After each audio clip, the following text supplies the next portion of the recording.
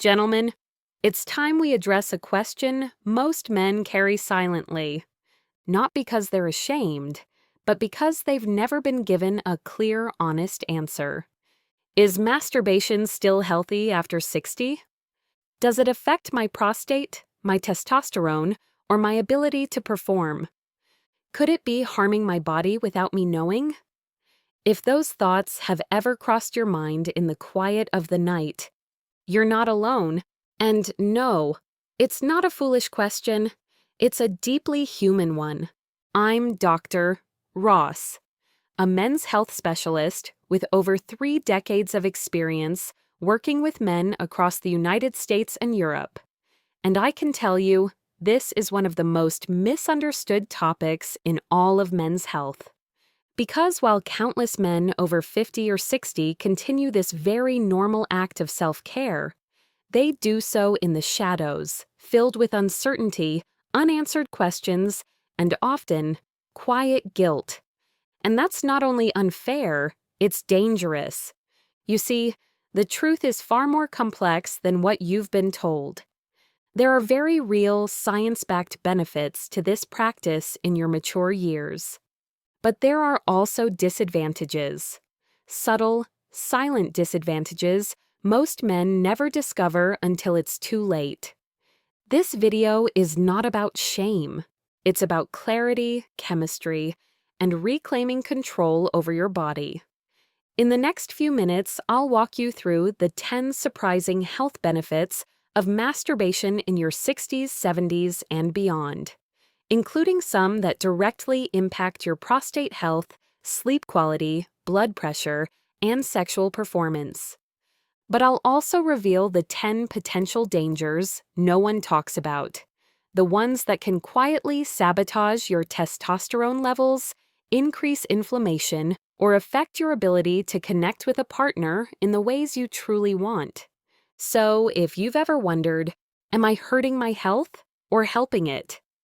Is this something I should stop or embrace in a smarter, healthier way? Then stay with me. This video could change how you understand your body and your masculinity for the next chapter of your life. And before we begin, if you believe mature men deserve honest answers, not outdated myths, then subscribe, tap the bell, and drop a comment below with your first name and where you're watching from. I read everyone. This is your space. Let's talk like men, openly, respectfully, and with the science to back it up. Let's start with the good news. Number 1, it keeps your penis healthy and strong. Think of your penis not just as an organ, but as a muscular system that needs exercise. The act of getting an erection is essentially a workout.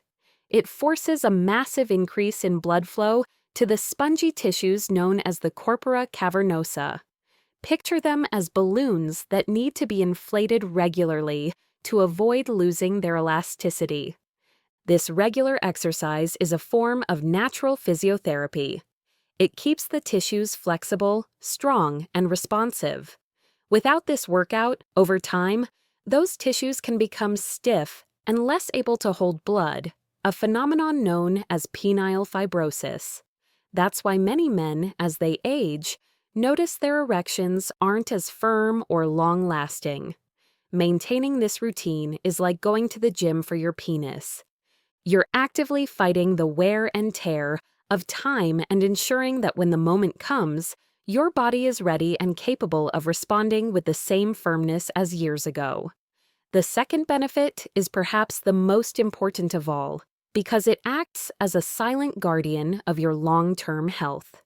It promotes prostate health. I know prostate cancer is a concern that looms in the minds of many men. But what if I told you that one of the most effective defenses against it is already built into your body? Large studies, including a landmark study from Harvard University, have found a powerful link. The higher the frequency of ejaculation, the lower the risk of developing prostate cancer. The theory is that regular ejaculation acts as a cleansing system, a flush that removes potentially carcinogenic substances and old secretions that build up in the prostate ducts. It's like taking out the trash from your house regularly. If you let it pile up, it starts to become toxic. Your prostate works the same way.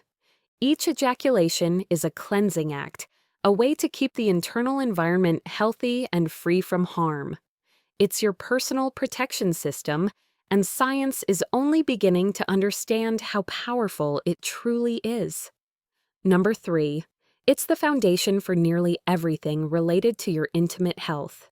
It strengthens your pelvic floor. Think of your pelvic floor as the foundation of a house.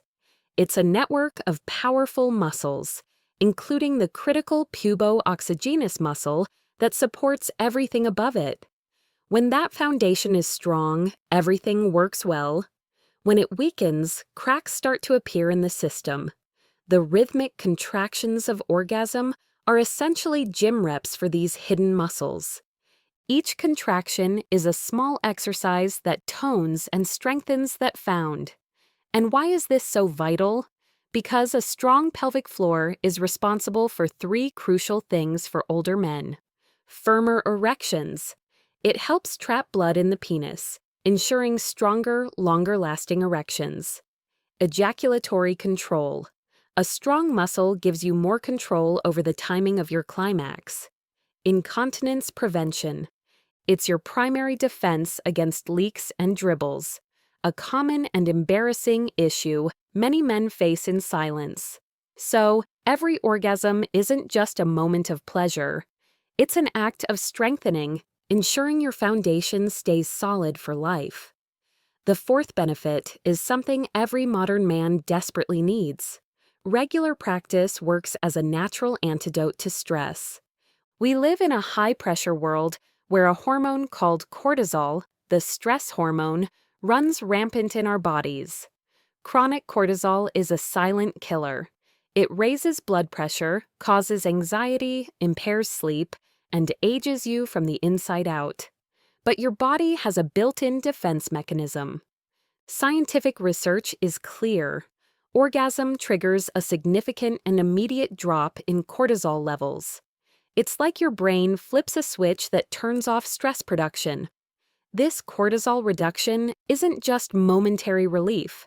It's a powerful tool for your overall health.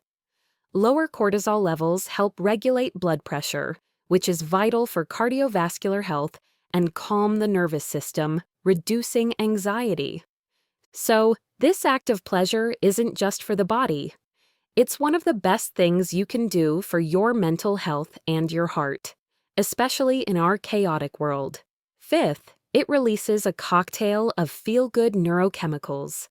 Orgasm floods the brain with dopamine, the molecule of motivation and pleasure, and oxytocin, often called the bonding hormone. This natural mood booster provides a sense of well-being and emotional connection, which is invaluable for mental health. 6th, it aids in self-detection of physical issues. Engaging in self-pleasure makes you intimately familiar with your own anatomy. This regular self-examination is one of the most effective ways for men to spot early signs of conditions like testicular cancer, penile fibrosis, or other abnormalities that might go unnoticed. 7th, it improves sleep quality after orgasm. The release of hormones like oxytocin and prolactin combined with the cortisol drop creates a powerful sedative effect. This helps the body relax deeply, making it easier to fall into deep restorative sleep, something that often becomes more challenging with age. 8th, it enhances overall pelvic blood circulation. Beyond the penis, masturbation improves blood flow throughout the pelvic region. This is beneficial for bladder health, prostate health, and the surrounding musculature, preventing issues related to stagnation and poor circulation. 9th, it can serve as a training method for ejaculatory control. For men struggling with premature ejaculation, masturbation provides a safe, private space to practice techniques like the stop and start method. This allows you to better understand your body's signals and build greater control, which can then translate to partnered sex. And 10th, It keeps your sexual desire and neural pathways active. The brain is the biggest sex organ. By regularly engaging in sexual fantasy and physical stimulation, you keep the neural circuits associated with desire and arousal active. This helps maintain a healthy libido and sexual responsiveness even if you don't have a regular partner. But to get a full picture, we can't focus only on the positives. A healthy practice is a mindful practice. So now, let's talk about the 10 potential risks or negative effects you need to watch out for to turn this practice into a source of health, not problems. Before we move on, I want to make sure we're on the same page. If this information has been valuable to you, please type 1 in the comments. If not, type 0. Your honest feedback is the most important tool I have to improve. And if you haven't already, consider hitting the like button and subscribing to not miss any part of this conversation. The first risk is social isolation. This becomes a problem when self-pleasure stops being part of a healthy sex life and instead becomes a substitute for real human connection. The solution here is awareness. Ensure this practice is complementing your life, not allowing you to withdraw from it. Second is the risk of skin microtears. This usually happens when masturbation is performed too aggressively or without proper lubrication. These small tears can cause irritation, inflammation, and can even become an entry point for infections. The solution is simple: always be gentle and use a quality water-based lubricant. Third is desensitization. If you stimulate yourself the same way with the same pressure and rhythm every time, your brain can become conditioned to respond only to that specific touch. This can make arousal or orgasm with a partner more difficult. The key is to vary your technique, rhythm, and focus. Fourth, it can mask underlying causes of erectile dysfunction. If you can only achieve an erection during masturbation, but not with a partner, it might be tempting to ignore the issue. However, this could mask serious underlying health problems like heart disease, diabetes, or hormonal imbalances. If you notice this pattern, it's essential to see a doctor. The fifth risk is nerve compression due to poor posture. Many men masturbate sitting on a hard chair or hunched over, which can compress the pudendal nerve in the pelvis. Over time, this can lead to genital numbness or pelvic pain. The ideal is to practice in a relaxed, comfortable position, like lying down with proper support. Sixth, it can become an unhealthy emotional coping mechanism. Using masturbation as your only tool to deal with stress, boredom, or frustration can create a behavioral dependency. It's crucial to have a diverse toolkit for managing your emotions, including exercise, meditation, and talking to others. Seventh is feelings of guilt and shame. Many men were raised with powerful cultural or religious taboos about self-pleasure. If those feelings persist and cause you distress, it can be incredibly beneficial to talk to a sex-positive therapist or counselor to help reframe this natural practice in a healthier light. Eighth is pelvic congestion. While infrequent ejaculation is a risk factor for prostate issues, excessively frequent ejaculation multiple times a day over a long period can sometimes lead to a sensation of heaviness or pain in the testicles and pelvic area. The solution is moderation. Listen to your body's signals. Ninth is a potential impact on semen quality. This is only a concern if you and a partner are actively trying to conceive. While it doesn't harm your long-term fertility, ejaculating daily can temporarily reduce sperm concentration. For optimal quality, studies suggest a 2 to 5 day abstinence period is best. And 10th, a disconnection from reality, often tied to pornography.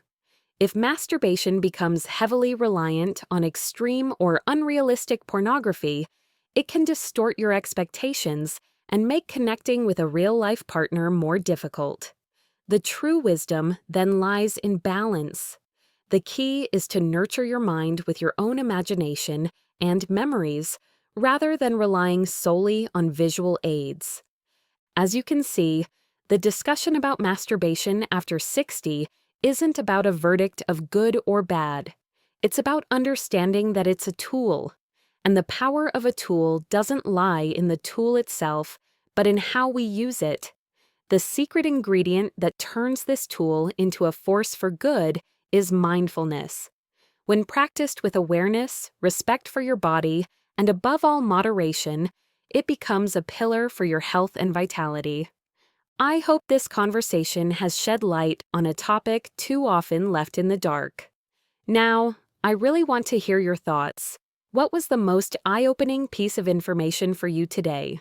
Share your thoughts in the comments below.